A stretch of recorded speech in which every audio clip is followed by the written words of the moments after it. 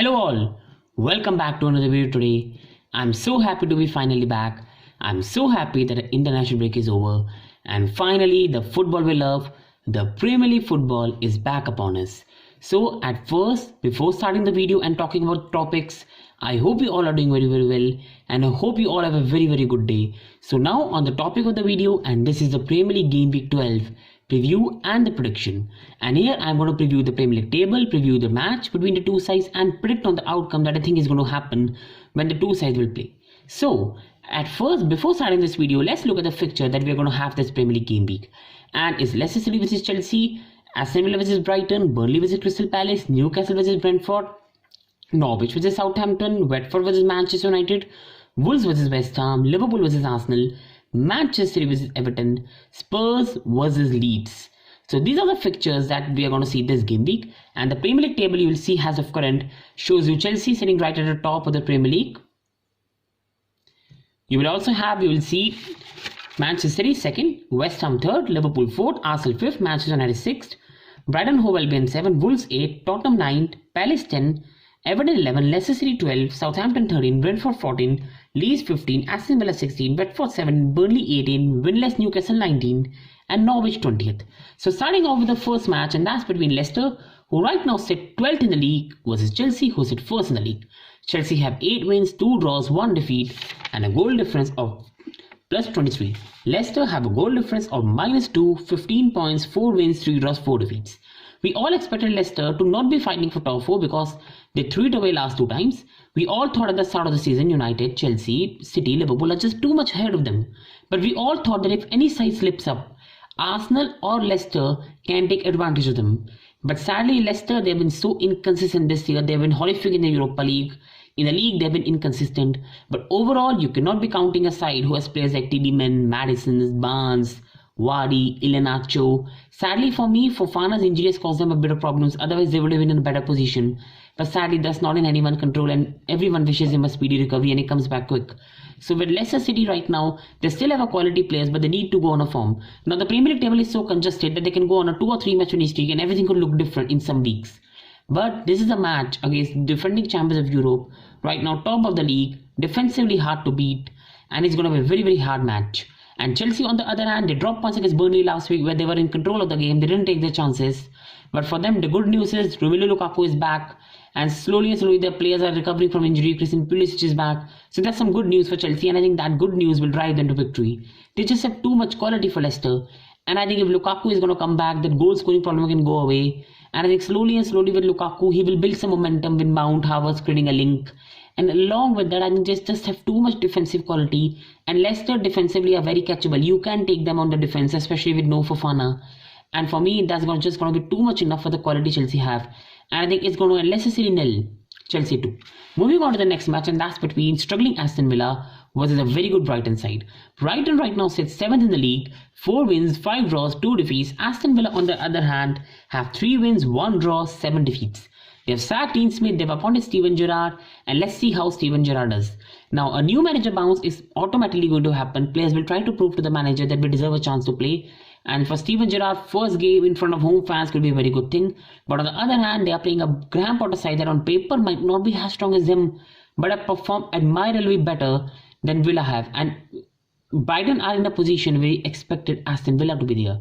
So this is a match which is not going to be easy. But I think with the new manager bounce and the first match of a new manager in front of his home crowd, I think with the quality Aston Villa have, they are in a false position. This squad deserves better. I think they will bounce back and show a better performance, but they won't win. I think it's written in the stars for this match to end 1-1 with both sides being so tightly knit. And for me, it's going to win Aston Villa 1, Brighton 1. The next match I want to move on is Burnley vs Crystal Palace. Now, Burnley last week showed everyone what football heritage and what Premier League heritage means. Burnley know how to get results. They know how to survive. They might not have the resources. They might not have the biggest expenses, biggest transfers, but they know how to survive in this league. And last week they went at Stamford Bridge, where many teams will fear to go. They struggled first 80 minutes. They somehow kept it at 1-0. And they caught that 1-1 equalizer, and what a big point that could prove to be. And before that, they beat Brentford as well. So slowly they're starting building momentum and showing you that how much capable they are. Chris Woods, Cornet, Matic Vydra, McNeil.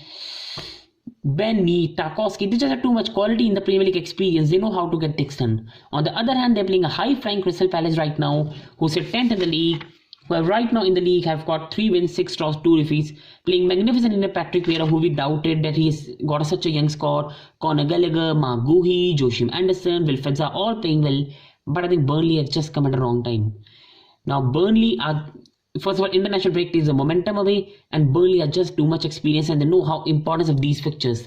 And we do know that how Premier League table can change in an instant. 2 defeats and suddenly you can find yourself from 10 to 15th. And I think Burnley will adjust too much for Palace, and I think it will be Burnley 2, Crystal Palace 1. Moving on to the next match, and that's between Newcastle versus Brentford. Newcastle right now sit 19 in the Premier League, winless, 5 draws, 6 defeats. And Brentford right now have 3 wins, 3 draws, 5 defeats at 12 points. Brentford started the campaign very well, but in the last weeks, they lost to Chelsea in a match they were the better team. They lost to Leicester City, and along with that, they lost to Norwich City, which is going to hurt them a lot. On the other hand, Newcastle, again, as much as they've got new owners, as much as new owners can build this club to be the next big thing after 5 or 10 years, you need to stay up in the Premier League. And they have 5 points out of 11 matches. Right now, they sit 5 points away from 17th position. It's not looking good. Eddie Howe has not got a time here to come and implement a philosophy. He has to implement it, but he has to also get some results. But as for Burnley, as I say, for Newcastle, Newcastle do know how to survive. And I think Newcastle do have a quality squad that a manager capable like Eddie Howe, who plays attacking football but also has experience with Bournemouth, can get the best out of them. Alan Saint-Maximin, Callum Wilson. And I think this fixture against Brentford, a Brentford side that's slowly getting out of form, and we know how 2 or 3 victories can suddenly put a club from here to there. I think Newcastle will adjust too much. And for me, it's going to be tightly knit. Newcastle United with the home fans backing, they're going to win this game 1-0 in Eddie Howe's debut. Some sort of manager bounce as well as the new managers come in. So I think it's going to be Newcastle 1, Brentford 0. Moving on to the next match, and that's between 20th side in Norwich and 13th side in Southampton. Norwich won a game last week. You heard it right. They beat Brentford away 1-2, and then they sacked their manager Daniel Farke. Surprising the way they do things, and I was really shocked sacking a manager after victory, but I think they would have pre-decided that, so these things are common. But overall, they got a needed victory, but right now they still sit 5 points away from 17th.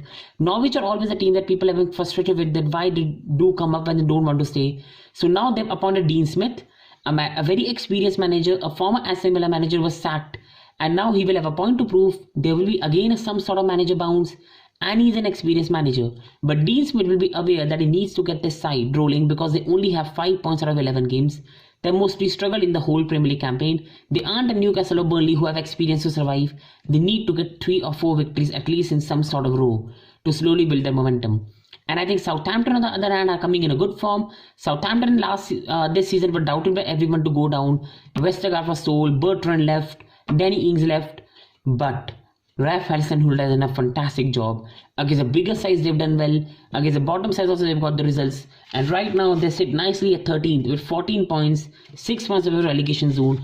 But I think Norwich will have a new manager bounce, and Norwich will just be a bit more tougher to beat now. So I think that might propel them to a draw. So I think it's going to end in a draw, and Southampton will drop points, but Southampton would lose this game.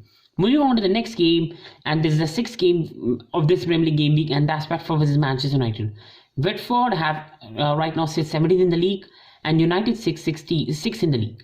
Now, what a surprise this has been. Ole Gunnar Solskjaer side right now sit 6th in the league, 5 wins, 2 draws, 4 defeats, 17 points, 2 goal difference. Below Arsenal, below West Ham. Who would have thought at the start of the season with signing Ronaldo, Sancho, Varane? So it's a really surprising position for them. And Ole Gunnar Solskjaer, another defeat, and most probably is gone, because after Watford, they've got Villarreal, a must-win Champions League game. Then or you can say must-draw Champions League game. And then you've got Chelsea, and then you've got Arsenal. If they don't win this fixture, I have no words for them. On the other hand, you've got Watford. Claudio Ranieri was appointed. He lost the first game 5-0 to Liverpool, but bounced back with a victory at Goodison Park 2-5, and then lost a hard-fought match at away to Emirates Stadium 1-0. So it's going to be a tough fixture. It's not going to be easy. Claudio Ranieri will make life hard, and Ole Gunnar Solskjaer has some sort of pressure on his head.